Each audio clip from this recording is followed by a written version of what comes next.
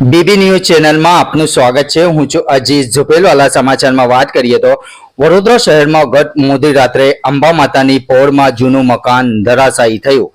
વડોદરા મહાનગરપાલિકા દ્વારા જૂના અને જર્જરિત મકાનો પાલિકા દ્વારા નિર્ભરતાની નોટિસ આપવામાં આવે છે, પરંતુ નિર્ભરતાની કામગીરી માત્ર કાગળ પર થતી હોય તેવું લાગી રહ્યું છે। વડોદરા શહેરમાં અનેક જૂના અને જર્જરિત મકાનો હોવા છતાં મકાનોને જમીન દોષ કરવામાં આવતા નથી અને જૂના મકાનો ગમે તે સમયે ધરાશાયી થાય છે। હાલ તો વડોદરા શહેરમાં વરસાદે શરૂઆત કરી છે, ત્યારે વડોદરા શહેરના આવા અનેક મકાનો ધરાશાયી થાય અને જાનહાનિ પહોંચે તો જવાબદાર કોણ?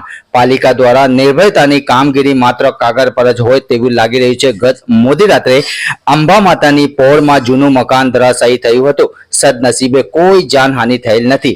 ત્યારે વોર્ડ નંબર 14 કોંગ્રેસના કોર્પોરેટર દીપા શ્રીવાસ્તવ અને તીર્થ બ્રહ્મભટ્ટ સ્થળે પહોંચી ગયા હતા।